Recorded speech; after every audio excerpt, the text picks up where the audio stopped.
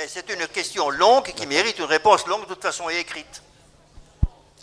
Je vais répondre sur 3 des points que j'ai notés de votre intervention, monsieur, qui portent sur les trafics qui resteraient sur la RN10 et qui, selon vous, seraient très élevés, et la question des protections qui seraient nécessaires sur la RN10. Le deuxième point sur les coûts, et notamment le fait que dans notre dossier de débat, des coûts n'aient pas été donnés pour 2 scénarios, j'y répondrai. Et je répondrai également brièvement sur la question du report de trafic poids lourd aujourd'hui sur A10 sur A12 dans l'éventualité où le prolongement de A12 serait réalisé. Alors je le ferai bien évidemment de manière synthétique parce que pour répondre soigneusement aux questions, à ces différentes questions, et avec un niveau de précision qui correspond aux exigences que vous et nous avons, nous le ferons sous forme de réponse écrite. Pour ce qui concerne les trafics restants sur la RN10, dans l'éventualité où le prolongement de l'autoroute A12 se ferait. Le chiffre que vous avez indiqué, monsieur, 40 000 véhicules jour, est plus élevé que celui qu'il serait en réalité selon les résultats de nos études de simulation. Ces études de simulation de trafic, ainsi que l'ensemble des hypothèses qui y ont concouru, sont, je le rappelle, intégralement disponibles sur le site de la CPDP, et également consultables au siège de la CPDP, où nous les avons déposés sous forme de documents papier. Donc l'ensemble des hypothèses, la description du modèle, la description détaillée des trafics exprimés en heures de pointe, exprimés en trafic moyen journalier, qui peuvent expliquer des différences de chiffres que vous avez notées ça et là dans le dossier, mais qui techniquement sont explicables, tout cela a été intégralement déposé à la CNDP. Quoi qu'il en soit, le niveau de trafic qui resterait sur la RN10 serait, je l'ai dit, pour rester dans des ordres de grandeur,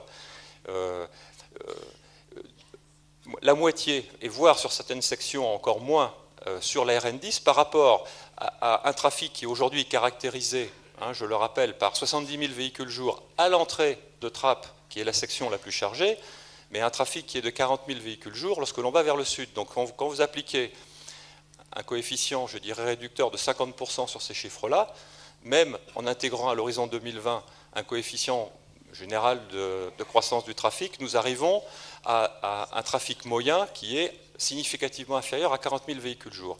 Et l'opération de requalification de la RN10, qui est inscrite au contrat de plan, est déjà une réponse à la requalification progressive de la RN10. Sur la question des coûts, les coûts qui figurent dans le dossier de débat et qui sont exprimés en valeur 2001, certains d'entre vous pourraient se poser la question, mais pourquoi vous ne les avez pas réactualisés? Ces coûts, nous avons volontairement mis au coût 2001, puisqu'ils ne font que reprendre des estimations d'études antérieures et qui ont fait l'objet de synthèses, notamment lorsque nous avons eu à préparer le dossier de saisine de la commission du débat public. Donc de manière à rester cohérent, de manière à faciliter la compréhension de ces indicateurs qui sont essentiels, nous sommes restés en valeur 2001. Ensuite, cela a été dit, nous avons fait de manière récente, et notamment à la demande de la commission particulière du débat public, des investigations. Nous sommes revenus explorer d'autres solutions, puisque je le rappelle ici, nous sommes dans une disposition d'esprit où nous présentons toutes les familles et tous les scénarios qui sont possibles, de manière, je dirais, exhaustive. Et nous avons effectivement eu à regarder de quelle manière, parce que ça, c'est, je dirais, un type de solution qui a été évoqué par le passé par tel groupe d'élus ou tel type d'association, qui est l'aménagement de la RN10 en route express. Donc nous avons eu à faire des études complémentaires que nous avons, je dirais, amorcées pour remettre le dossier de débat et que nous avons poursuivi. Parce que pendant tout ce débat, ne pensez pas que nos études s'interrompent.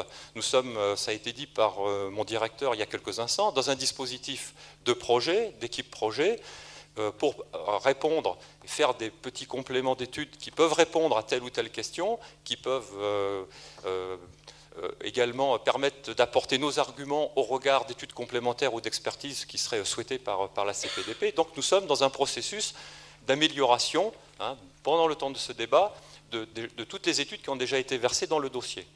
Ce que je peux dire ce soir, c'est que nous avons continué donc à travailler sur le scénario de transformation de la RN10, sur également le scénario au nord de la voie ferrée dans la famille 2, jumelage, qui présente une difficulté technique qui est le double franchissement des voies ferrées avec une interférence sur l'exploitation ferroviaire.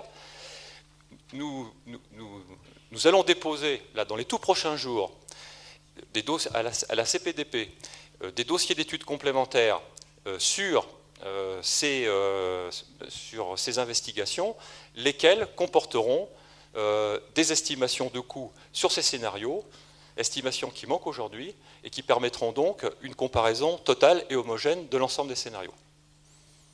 Bien, monsieur, vous avez une longue réponse, peut-être encore insuffisante, elle vous sera confirmée par écrit.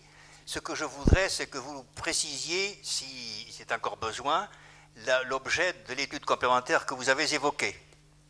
Voilà. J'évoque, si vous voulez, maintenant quatre questions écrites qui se rejoignent de très près, comme vous allez le voir. Elles portent toutes les quatre, peu ou prou, sur le problème du péage. Alors c'est le cas, la question posée par M. Michel Guen, qui demande si une autoroute à péage détourne une partie du trafic sur les routes voisines, la future autoroute sera-t-elle concédée auprès d'un opérateur privé pour son exploitation? Première question. Question de Mme Geneviève Marquet. La solution qui me semble la plus écologique et la plus chère, est-ce que les voies couvertes coûtent réellement plus cher que les viaducs? Ne peut-il pas être financé par Cofiroute, qui à terme reprendra cette voie? La 12 sera-t-elle payante, ce qui ne changera pas le trafic sur la nationale 10? Troisième question sur le même sujet de M. Nicolas Boyer, qui est au Ménil-Saint-Denis. Pouvez-vous nous préciser si cette nouvelle autoroute serait gratuite ou payante? Quatrième question, le prolongement sur de la 12 sera-t-il à péage? Question posée par M. Joher au Ménil-Saint-Denis. Et puis, voilà. Est-ce que la DDE veut ajouter quelque chose ou intervenir là-dessus? Moi, je crois qu'en tous les cas, je veux dire, à ce stade du débat, il y a une réponse claire. Le dossier en témoigne. Le choix du gouvernement dans la présentation de son dossier est de prévoir que ce prolongement d'autoroute se fera sans péage. Je le dis d'autant plus que nous avons en même temps un débat public sur le prolongement de la francilienne entre Mairie et Orgeval-Poissy, où, au sein du dossier de débat public, cette question est posée, ce qui n'est pas le cas du dossier qui est soumis là par le maître d'ouvrage. Donc la réponse, en tous les cas, à ce stade, me paraît très claire. Bien. J'ai oublié de dire que la même question a été posée par M. Philippe Martin, du Ménil-Saint-Denis, qui dit, compte tenu du coût important de l'opération et du volume de trafic attendu, ne serait-il pas possible, afin d'obtenir un traitement soigné, longueur de trace d'argent découverte, mur anti-bruit, d'envisager une mise en concession de la nouvelle autoroute? Vous avez la réponse. Enfin, le débat peut permettre d'envisager toutes les hypothèses. Moi, je veux pas enfermer. Je dis simplement comment le maître d'ouvrage a présenté et a souhaité présenter son dossier. Bien.